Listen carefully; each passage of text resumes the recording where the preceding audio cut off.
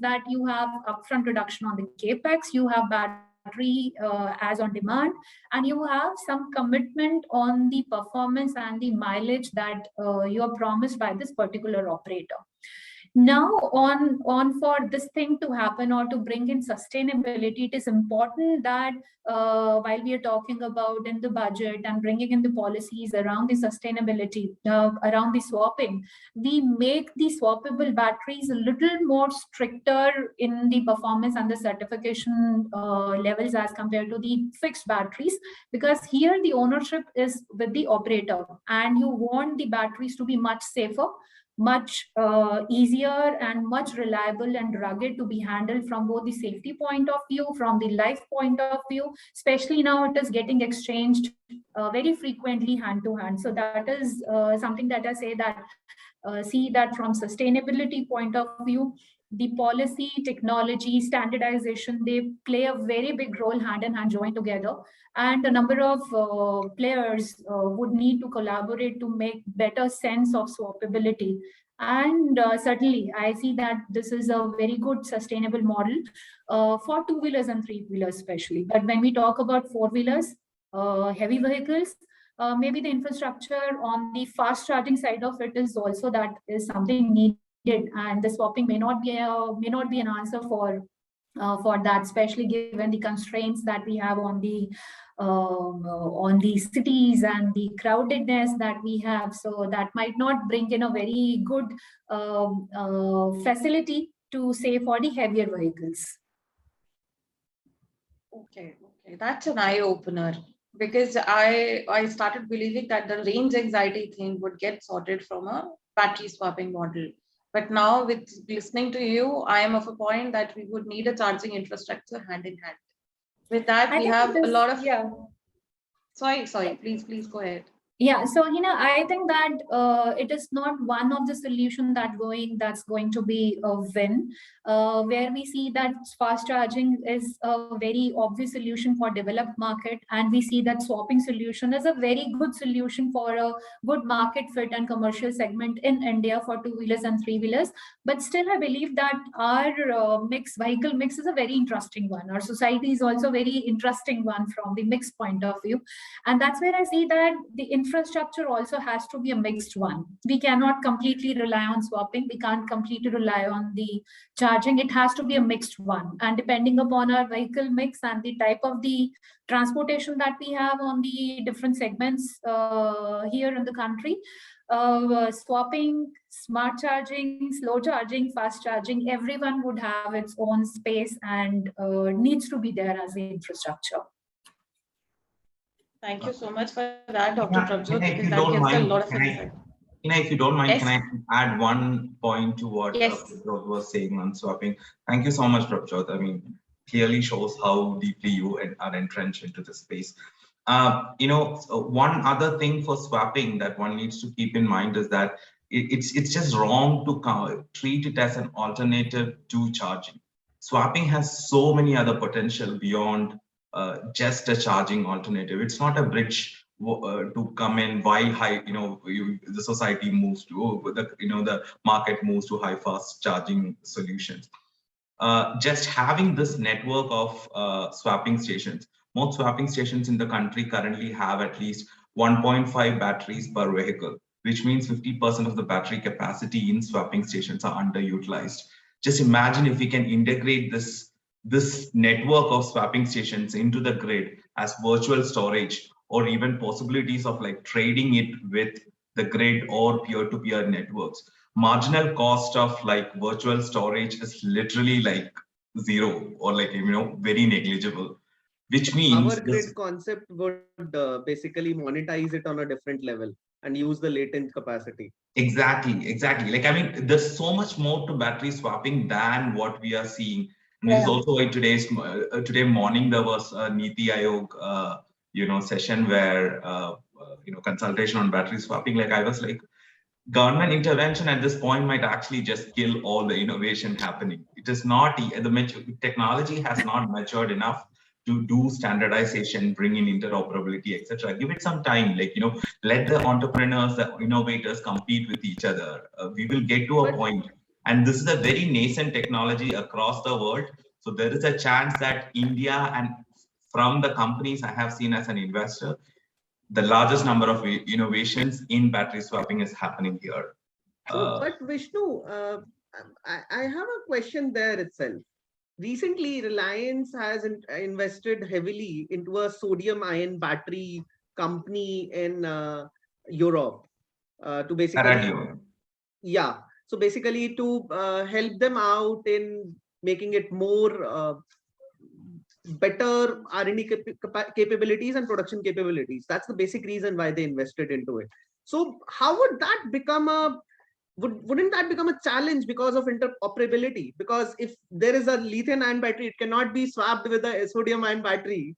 And if sodium-ion batteries are more efficient, better, cost-effective, whatever, all the big words, then why would anyone go for a lithium-ion battery? Ritin, sir, let's not mix interoperability with an alternative chemistry. Interoperability, even with lithium-ion, there are like so many different chemistries in lithium-ion already working.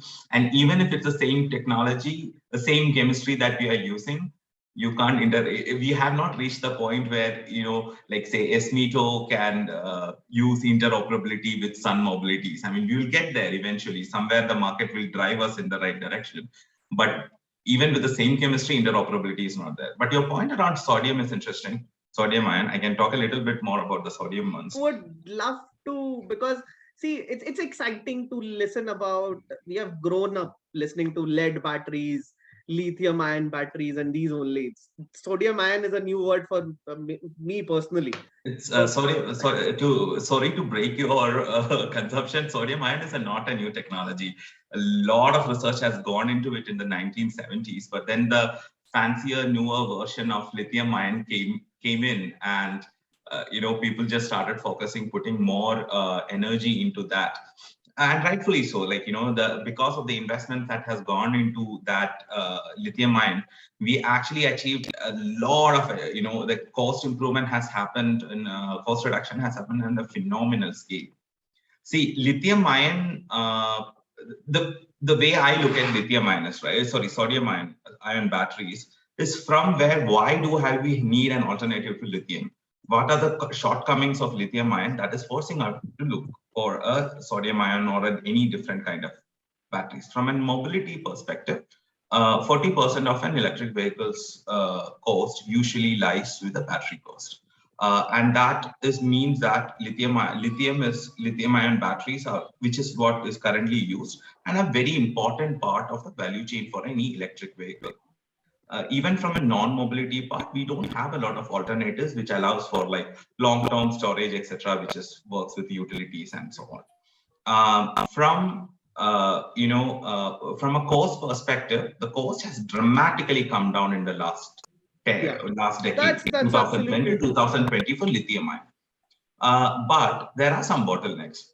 Lithium is a very rare metal, and to build lithium ion batteries, we also need something called as rare earth metals, for your cathode and anode, like you need like graphene or like, nickel, cobalt, etc.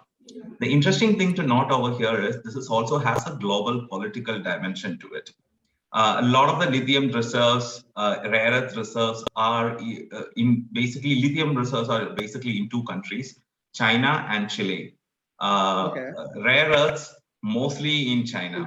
Now, you know where I'm going with this, right? Like when I don't want you to go there. So no, but it is an important aspect of this whole, equation. Why we need an alternative like sodium. So, so China is controlling a big part of the supply chain, and that is creating, like, I'm sure folks like Mani and Prabjot will have been getting the cells in their supply chain, because even during COVID times they have like really tightened the supply chain. So what is the alternative, right? Like, can we find an alternative chemistry or a metal which is more ubiquitously available, more universally equally distributed? And that is probably where sodium ions prominence come in. Sodium is. So Mani sir, over to you now. As Vishnu already mentioned, it's got to be a crucial role from your end.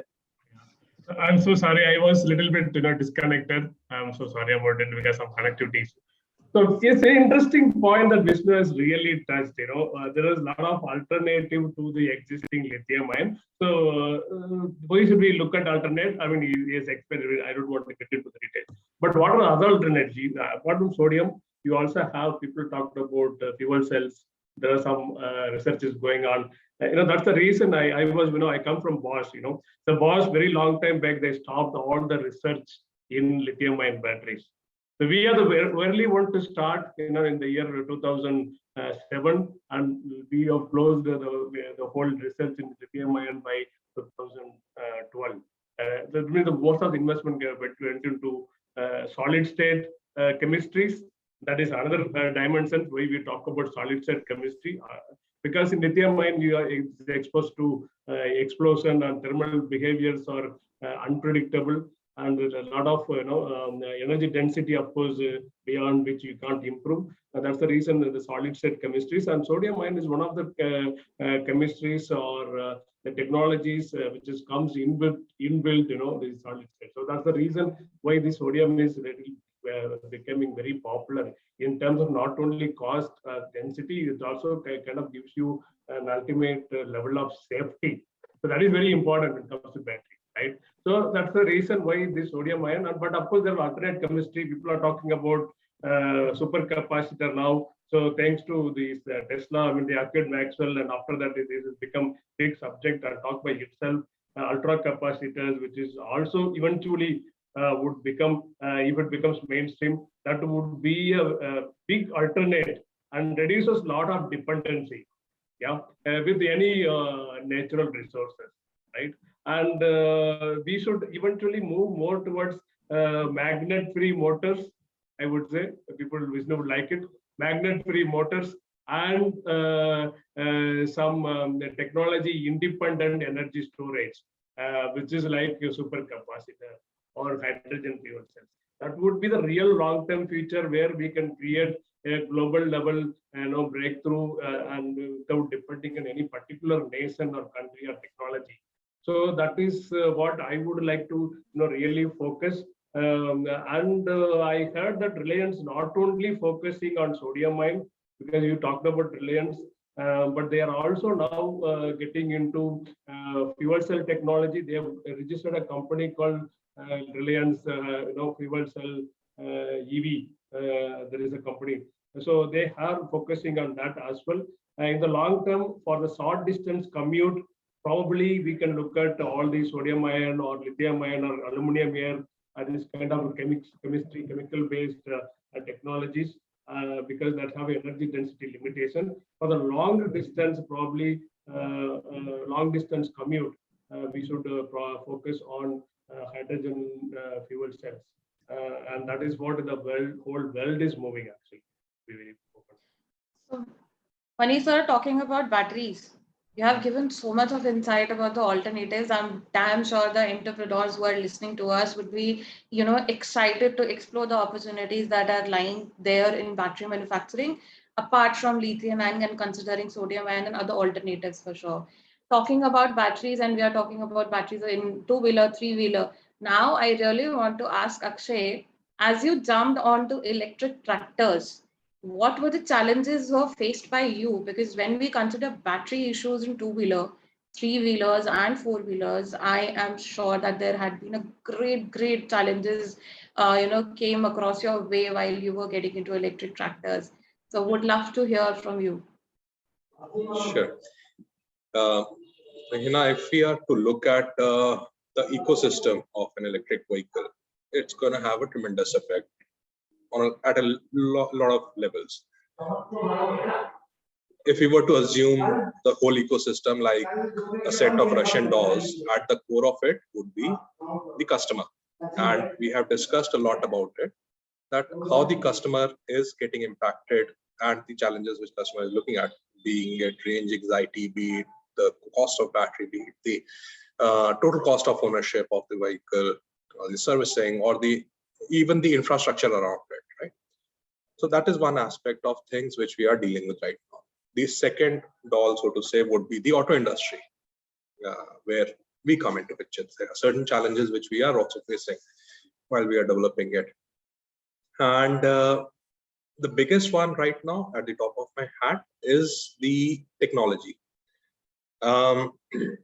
We are good at adopting technology, but what we have done so far with respect to two-wheelers, battery technology, we have not been able to replicate it further than that.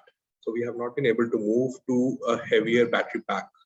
And unfortunately, so far, we are largely dependent on international technology for the basic units of cell as well. I'll give you a practical example. I'm currently working with 6 battery pack manufacturers. 5 out of them are Indian make and 1 is international. To date, I can't pinpoint and say that this is the one I would like to go ahead with. All 6 of them are having some issues or the other, right? So they are improving the technology. And that's how technology is, it evolves. But so far, we are not there. And this is one area where definitely a lot of work has to be done. Second area which we find is we do not have a stable supplier base for electric vehicles right now. So there are new startups which have come up, but they are yet to prove their reliability or their durability in the market. We are doing hand holding with a lot of them, but again, so there is not a ready-made infrastructure in terms of suppliers which is there. Third challenge which we foresee is apart from battery, there are many other materials which will go into an EV. And over time, as the penetration increases, the supply chain and cost of these commodities are going to change drastically. So what you would have seen is in last 12 months or a year, we have seen one major concern on the semiconductor issues. And if more capacities are not there, once EVs come into picture, larger number of semiconductors are going to be used. They are going to become a bottleneck, and it will eventually have an impact on the pricing. You would have also observed in last 12 months, the price of copper has gone through the roof, and almost jumped 70%. As the consumption goes up, this price would also continue to go up. So there will have to be a balancing act which needs to be done. We can't only look at the technology cost, but all the material costs also has to be considered. Third factor, which I foresee from an manufacturer perspective, is this concept of battery. Be it charging or be it a swappable solution, either ways, our brand gets linked to this mammoth cost, that is 40% of the vehicle cost. If we go for swapping, now when we are designing our vehicles, we are over designing our vehicles, right? So we know that our tractors are going to be abused in the market and they are not used as per the prescribed norms.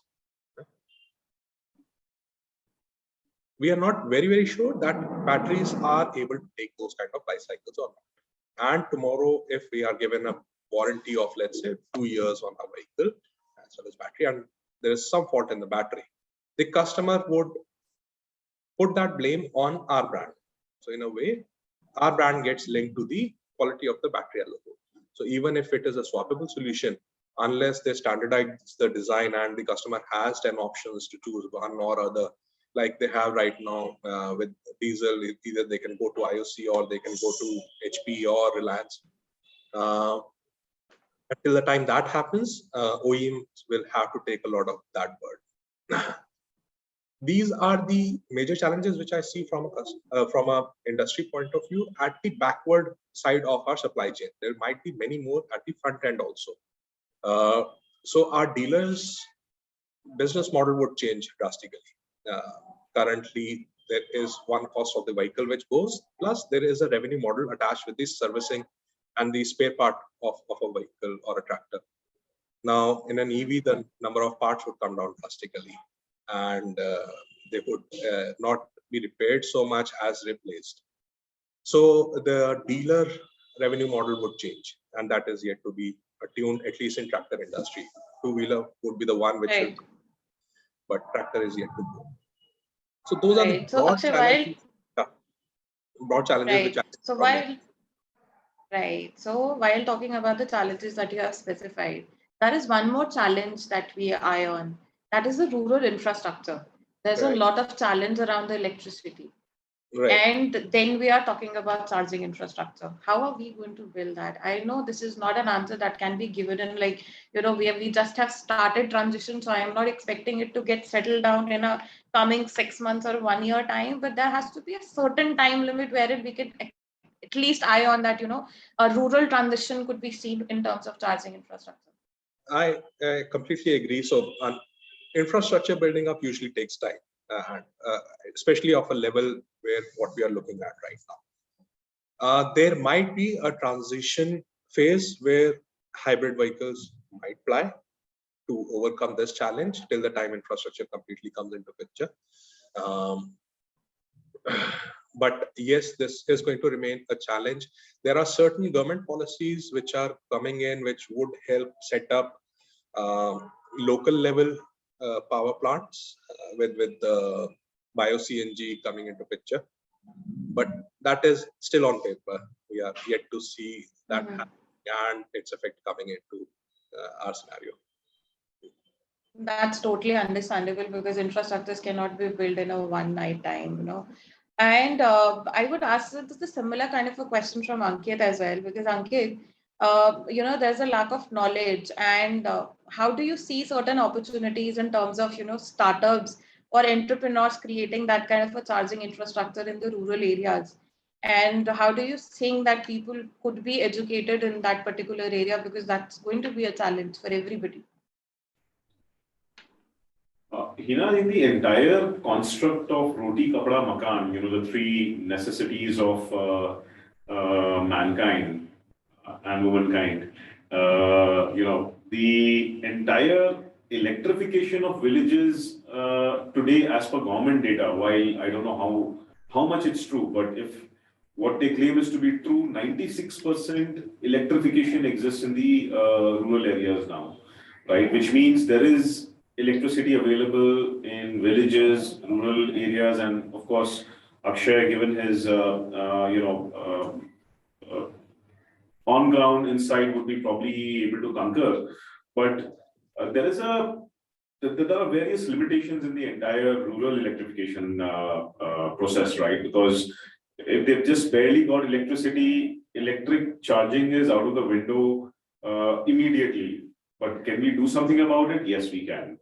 All of us know that government has differential pricing of urban area electricity charges versus rural area electricity charges, right? On one hand, you could perhaps say that someone in the rural areas could be incentivized by saying that, look, you can use the agricultural electrification lines to create the charging infrastructure.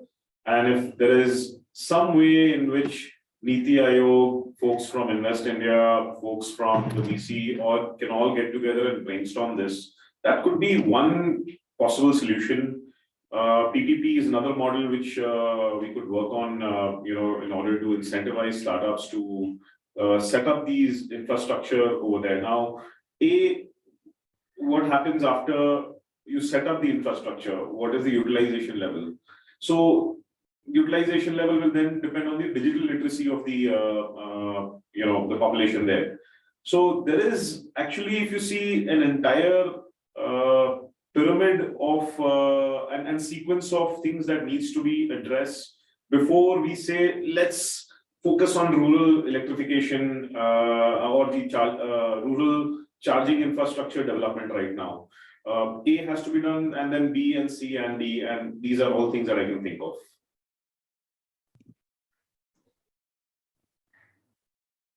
That's absolutely true, Ankit. Hello? There's a lot of network bandwidth issue, I believe.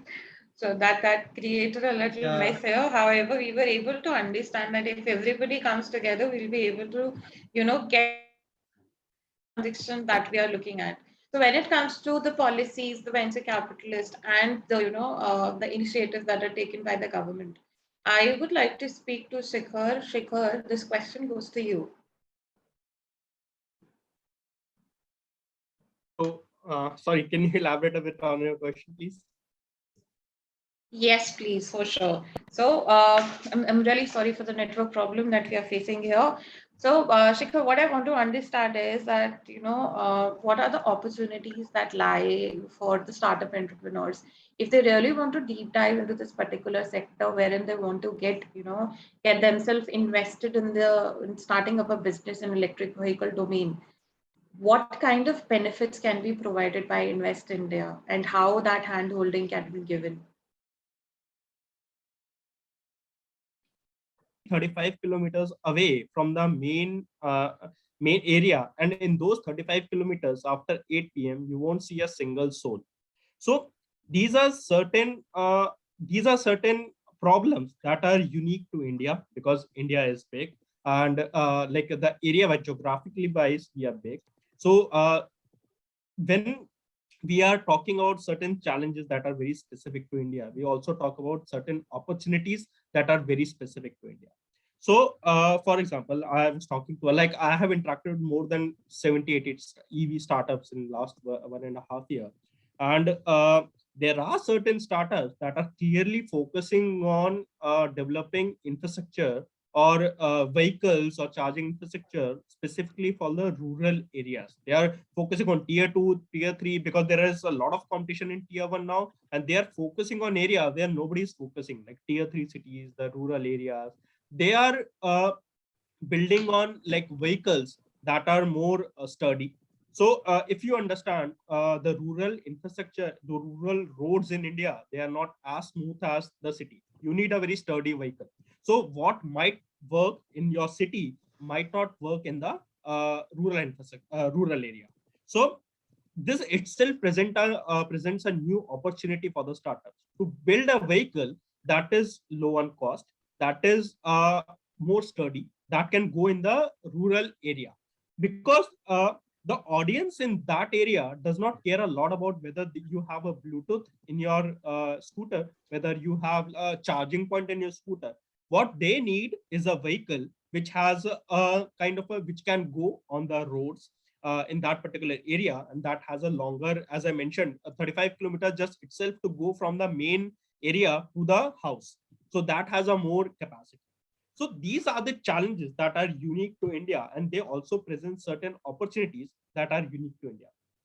Another thing is that the e-commerce companies, they are not limited to cities. They are not limited to Delhi, Mumbai, Chennai, Kolkata. They have gone into these rural areas.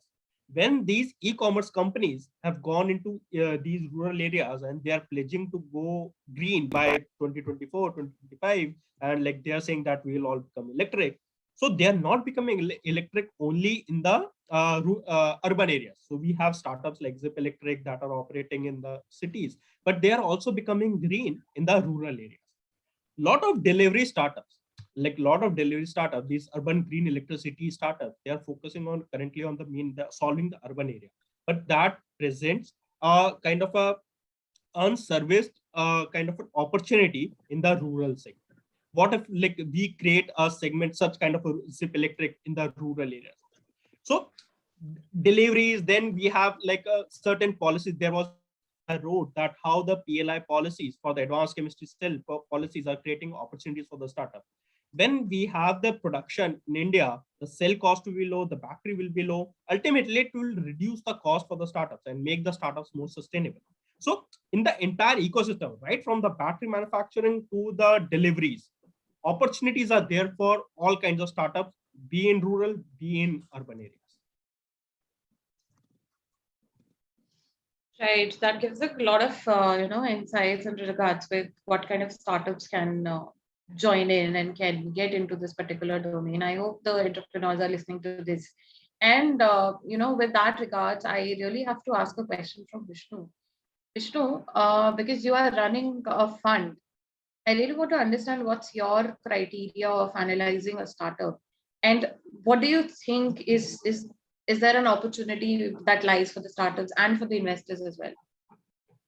Sure. Thanks, Hina, for that question. So we are an early stage fund. We typically put check sizes which vary from $100K to $1 million. I don't want, these days, we don't know where the typical check sizes for a seed or Series A goes in India. But this would probably keep us in that pre-seed to pre-Series A rounds. We are very focused on clean mobility, which essentially means it could be in electric vehicles, it could be aerial mobility, which includes aviation companies or drone technologies. We also look into water-based transportation. I have had like few startups coming from that space, which is into electric, clean, water-based transportation, space tech to some extent. When it comes to looking into a startup, primarily like at an early stage, we are not very different from any other venture capital fund. Like the most important thing is the team. The team needs to be knowledgeable, team needs to be humble, open to adapt and change according to the market needs. So that's definitely something on the top priority for us. Apart from that, like we are also a very thesis-driven investor. So even within EVs or clean mobility, we have very subsector level deep theses which we follow. And so we are always in the hunt to find that entrepreneurs who kind of like align with our thesis. These subsectors vary from like, OEMs in EV space to charging infras, battery swapping providers, or say people who are in the alternative chemistry or battery technologies, to even the downstream value chain service activities. Right now, a lot of my focus is on the downstream activities. There's a lot of opportunity coming up over there with respect to financing. How there is no like NBFCs don't have like very good products for EV financing. You can't blame them because their risk appetite is much lower, and we haven't even seen a full life cycle of product EV product. So how they are very worried about the fact that there is no secondary market, the second hand market is not there for EVs. So how do you manage the residual value risk associated over there? So that's an interesting area of which I'm looking into. The other would be people who can come up with technologies on asset monetization, asset security, etc., battery analytics. Like you mentioned about making the battery swapping as a power grid model. Those are also some areas, like from a technology deep tech angle, this incredible load that is going to go into Indian grid, which is anyway outdated. So even technologies which can help in modernizing the grid is also something very important. And just to add to the last point, like the secondary market creation, there's a lot of opportunities. EV has essentially two different secondary market option compared to that of say a traditional automotive player. The battery lifetime is roughly half of that of the overall asset. So you probably as a general thumb of rule, you might have to change the battery twice during the life cycle of the battery if you're owning the battery. But then the battery, when you change it, that battery is not like thrown into trash. It is just not useful. It just does not have the right efficiency for using in a mobility application. That batteries can still be repurposed into stationary applications as well. And that secondary market is already there. So how do you make the linkages? That's an interesting area someone can work on. And then the whole larger question on like, how do you do the larger battery or the vehicle secondary market? And one just last point on once you are done with the battery, there is a battery recycling opportunity as well. You can recycle around 70% of the rare earth materials and stuff in a lithium-ion battery and use it again. These are wonderful opportunities where I'm looking for smart entrepreneurs to come and do things. So that was a great insight, Vishnu. That was actually very interesting. No worries. So sorry for interrupting in that sense, because there's a lot of network lag in between. I do apologize for all the attendees there, because I believe there are a lot of questions that you need us to answer. And I would ask Ritin to ask such questions as a Q&A from everybody here. We are trying our level best to stay in the timeline. Over to you, Ritin. So I'll be honest, we have got a question from Mr. Nilesh from Autocar. So he has put up a very interesting point, because we were talking a lot about battery swapping and everything. So he asked that when you talk about battery swapping, so wouldn't it be that the EV manufacturers and battery makers be able to agree on standardization of these batteries? Will it not create more challenges in terms of safety, operational costs, and what would happen to whatever these individual companies have put in there into R&D capabilities from OEM point of views and the USPs they are creating, because everyone wants to be different. So how would that piece together the big jigsaw puzzle of battery interoperability would be solved in a manner of speaking? I can take that, Ritin. Given that next week, we are going to be announcing one of our investments in the entire battery swapping ecosystem. See, it's very similar to how we have a bunch of electronic devices with take mobile for example. The micro USB charger has now graduated to a Type C, which is now accepted by an iPhone or an Android like. And over the years, this will evolve. But right now, to say that here is a standard battery and this is what you should make and everyone should stick to this, will sort of put limitations on OEMs, because they have been used to manufacturing a certain category of battery, whether it's lithium ion or lead acid or any category of battery. This will largely, if not demotivate, but at least it will tactically sort of limit their scaling plans or adaptation in the market. So I mean, it's at the end of the day, standardization will have to be a norm, but at least let's get there. Let the markets evolve a little bit and then talk about standardization. Yeah, so please, over to you.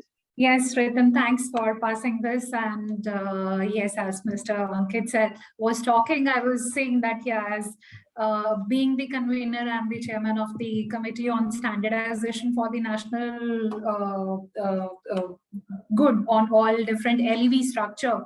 So I've been working on the standardization and all these issues for a long time.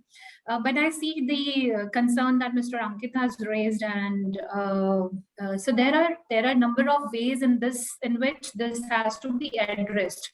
So both technologically through standardization and through the implementation, how to resolve it. So when we were writing standards or while we were making the specification, and we knew that India as such, we do not have different technologies matured on the chemistries, nothing getting commercialized. We do not have very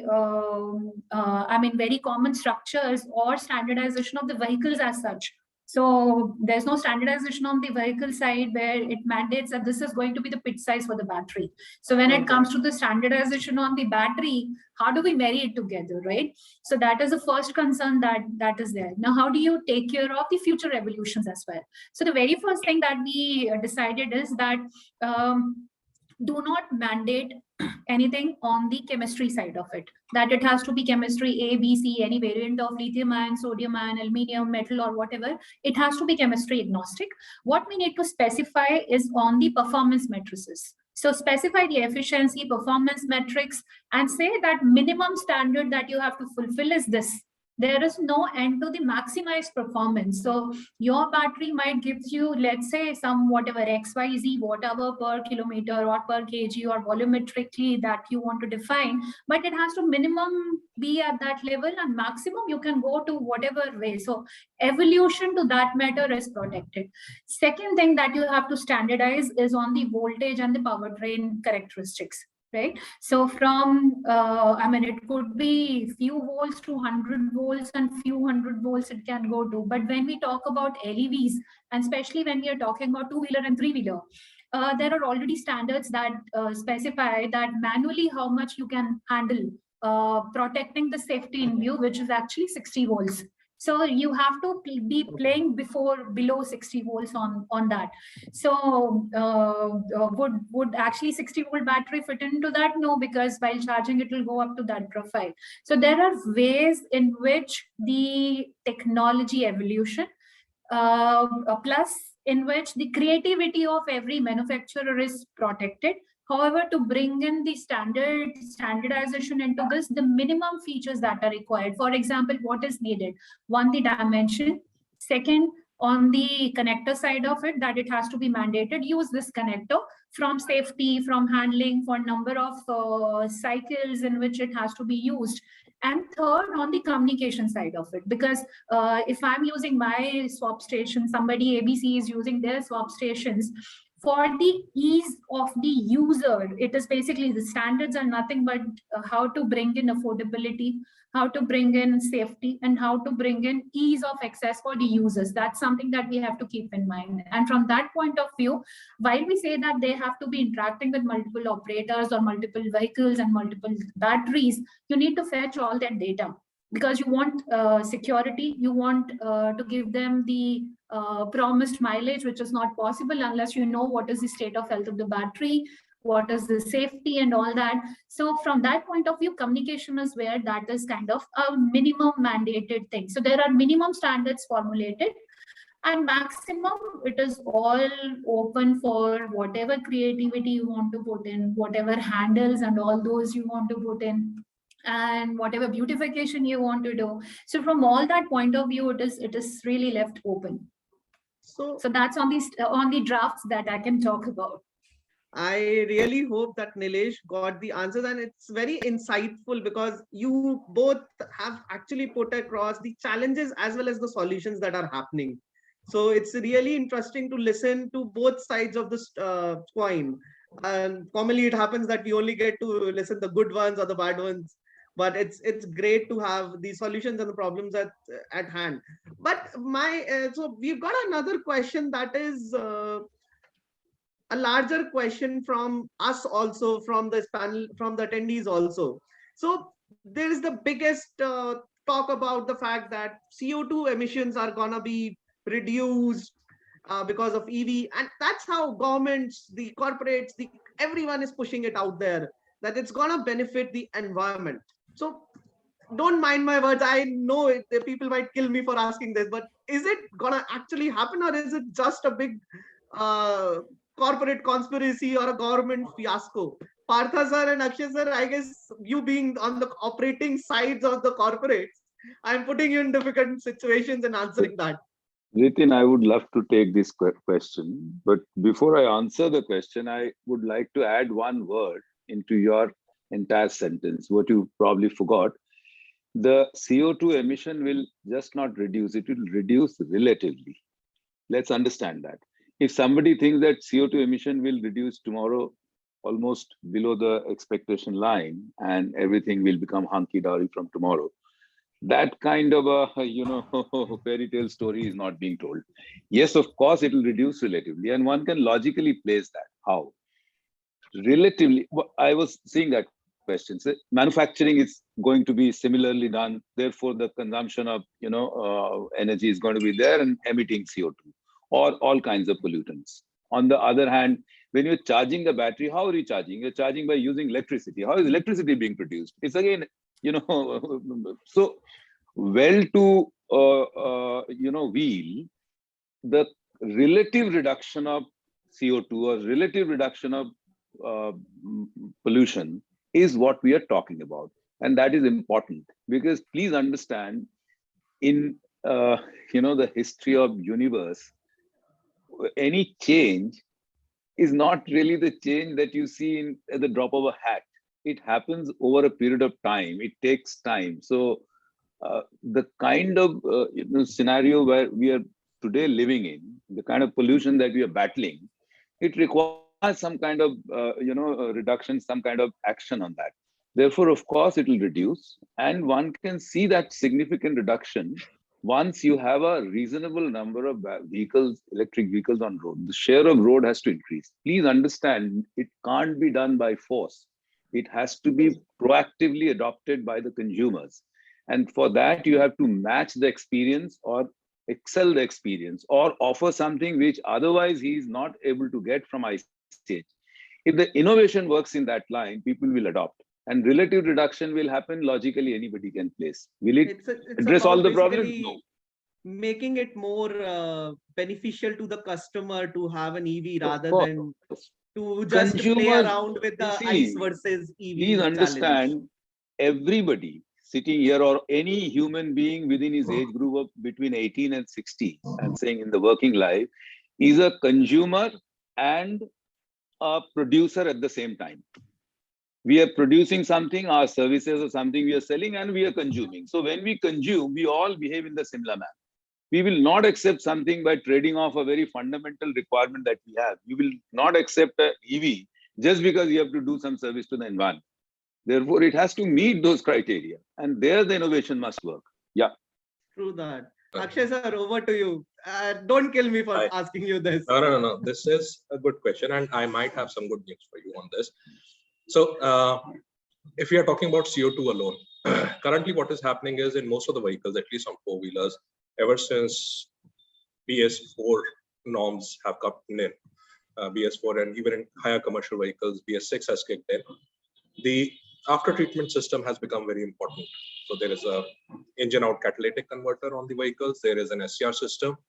There is a urea dosing system, which to put together is like a treatment plant, which often costs more than the engine itself today. Now, when we shift to an electric vehicle, we get rid of all of this, right? And all of these systems, they use very expensive rare earth metals. Now, what we are doing is that we are shifting from fossil fuels to electricity. Now, electricity is being produced through renewable as well as non-renewable sources. Wherever it is renewable resources, there is no concern for pollution. It's perfectly fine. Wherever there is non-renewable energy being produced, at those locations, it is much easier to control or to filter pollution than on every vehicle, putting a treatment plant on every vehicle. It might be much easier to manage pollution at that level. That being said, at CO2 level, I am more hopeful that it should bring good results. That being said, there will be other concerns which will come into play, which some of my fellow panelists have also mentioned. Definitely, mining pollution is going to increase, and also the pollution after the battery has gone through its second life, third life, and you are getting into recycling. Though you might be able to, claim 70% of the metals, but still 30% would end up as a pollutant. So there would be new technologies which would be required for managing those pollutants. So that is my take on this. So I'll now open this question to everyone else, because this is the, I guess this should have been the highlight or the topic of this whole webinar. When this question came across me, I felt that. Ritin, if I can add something. So there was a study. There was a study by Carbon Brief. What they did was they compared a Nissan Leaf with a conventional vehicle. So they tried to understand the CO2 emissions by each of the vehicles. So electric vehicle, as per their study, electric vehicle kind of emitted more CO2 in the manufacturing process, because the battery is using the electricity, the overall vehicle manufacturing. So it is consuming almost 80% of the CO2 in the entire lifetime that is being emitted by EV, right? So for the first 3 years, the CO2 emitted by the EV was much higher than the CO2 emitted by the normal ICE vehicle, right? But after 3 years, the incremental was negligible. So initially, it was 10 tons of CO2. By the end of 10th year, it was only 12 tons of CO2.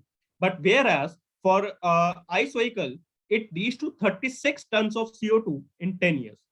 This was so for the so if you see, you don't see, like a lot of people say that so there is electricity going on in the battery manufacturing, there is electricity, but if we have to see the entirety, what is the life in the entire lifetime of the vehicle. So like Partha sir mentioned in the middle of the webinar somewhere, that you have to look the EV vehicle from the life cycle of the whole product, rather than seeing it in a short-term perspective.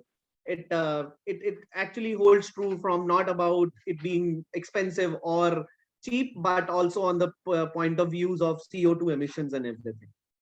Prabjot ma'am, what's your take? Because Yeah, you have sure. a different perspective. Ritan, and please don't embarrass me again and again calling me ma'am. Okay, so if I have to take that, I mean, Shikhar told a very interesting answer, and there are a number of reports that actually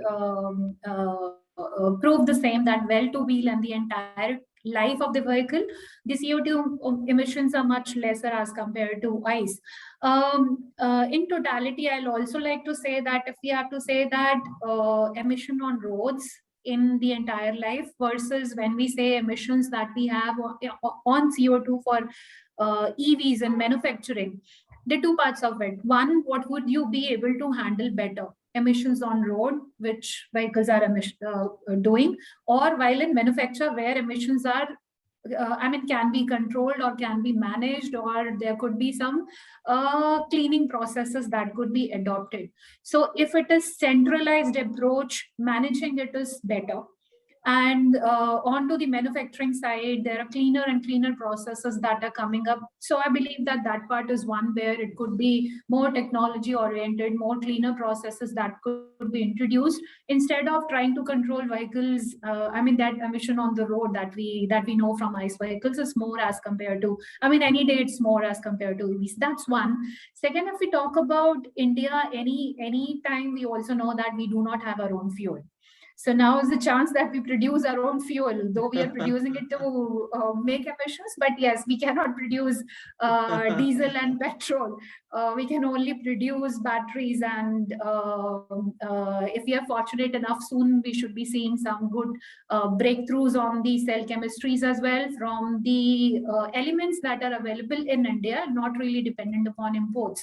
Like sodium, like silica, like glass, or any other metals that we have in abundance in the country. So if we see that, I think that anyways, the chances of controlling our emissions would be much higher. So those are my 2 cents. From a battery expert to now to a powertrain expert. Mani sir, need your 2 cents on this. Yeah, I'm so sorry. So, see me, yeah. So definitely. So, what is very important? Accordingly, I want to get some simple, formulas. We talked so much about standardization, so much about battery swapping, so much about the future technology, and so much about what is really important for us. So what, in addition, what I would like to kind of bring into all the whole team is that we as a country look at what something which works for us. For example, if we are not thinking in that direction, we are bringing in some technology from outside and trying to use it here. For example, you take a lithium-ion battery. The battery management system, Prabjit Gaur knows very well. The battery has to operate from -40 to +80 degrees. That is what the whole universe says. And we also accept that. And we heavily invest on so much of money, effort, cost into it. But ideally speaking, your battery do not have to work in -40 degree in India. Okay.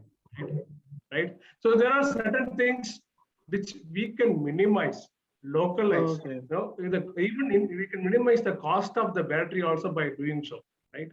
So the whole country, I would kind of a demand or advice or appeal to the whole August team here that why not we look at something which would be just enough, the value for money, systems and components and that, the solutions for India, right? So that could be the law. Of course, we know the subject very well, and we know this is going to take up now, and we are going to the next step. And this is the time for us to think something unique, something uniquely work for our country with the value for money and cost-effective way. Right? So, Mani sir, you just mentioned the reason. You just mentioned the reason why we created this event. Actually, we wanted to make that happen.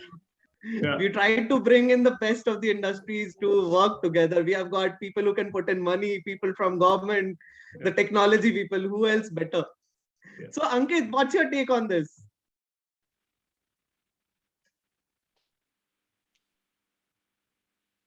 Ankit might have some issues.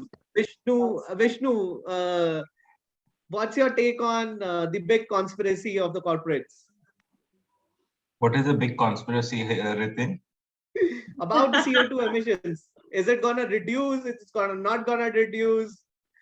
I mean, I know you have said don't attack you, but I take fairly big offense in saying that this is a conspiracy. CO2 emissions are man-made, and that has been proven over and over and over again. I don't think our debate should center around that. What I would though say is that whether will moving to electric mobility help in the long-term emissions reduction, that is something which we can definitely discuss. I agree a lot to what Dr. Prabjot said. Climate change is a wicked problem, which means there's so many moving parts, you can't solve it at one at a time. You can't just pick and do it in a linear manner. And even when you come down to a subsector of climate change, process of climate change, like mobility, it's still wicked. It's still like difficult and complex. So many moving parts. So one of the ways I look at, which Dr. Prabjot alluded to, was like centralizing the emission points, right? Like, can you do that? The more distributed where the emissions are happening, it's difficult for you to control. And whether anybody is going to, if somebody is going to come and tell me that, you can't put in an EV vehicle unless you prove that total emissions is reduced today, I'm not going to buy into that. I'm not going to even agree to that because EVs are, unambiguously the right step in controlling the emissions. We might not be able to do that right now, but by centralizing processes in an EV mobility value chain, you can easily have more levers to reduce the emitting factors. That would include at the manufacturing places or where the mining happens, where the raw materials or the supply chain has. You can't, by taking it off from the retail customers and the emission factor, you are getting a lot of leverage for centralized control. And that is, I think, the biggest qualitative argument in favor of why EVs should be, whether they, pollute or emit more now versus later. It's a stepping stone in the right direction. And so Listening to you, Vishnu, that gives an insights on the fact that slow and steady approach is something that we should eye on. And that's exactly how the transition would be smoothened. I know there are a lot of questions that are being asked from the attendees. I promise you that you'll get your answers over the mail, or we'll speak with you in order to give you all the answers that you are looking from our panelists. Because we are running short of time, I would like to take an off from here. And before doing that, I really want to thank all my friends and colleagues from the media who participated in this, and to all the attendees for your patience for 1.5 hours. I know that we have stretched it a lot, but we tried our level best to, provide you all the perspectives that we talked about. If I don't thank my panelists, that would not be justifiable. So lastly, I would like to express my, heartfelt gratitude to all the panelists who took their time, who were, supportive enough of this particular initiative that we wanted to bring in. We will be coming back, with all and more sectors discussions with our esteemed panelists in order to give you more insights. And we will take care of all the perspectives from different domains now. The future holds what we might not even perceive, and having that eye, that helps our hedge, our bets right. That's a service to all of us far beyond all possible thankfulness. So I am extremely thankful to all our panelists. Thank you so much for that. With that, we hope that everybody, be the panelists, be the attendees, or our friends and colleagues from press, were able to take away from at least a little information on electric vehicle and the EV. Our topic was EV beyond 2022, and that's exactly what we tried answering in this particular event. I hope we were able to justify. And from that, thank you for all being here with us. With that, this is Fundvice signing out. Thank you. Bye-bye. Take care. Thanks, everyone. Thank you. Bye. Thank you.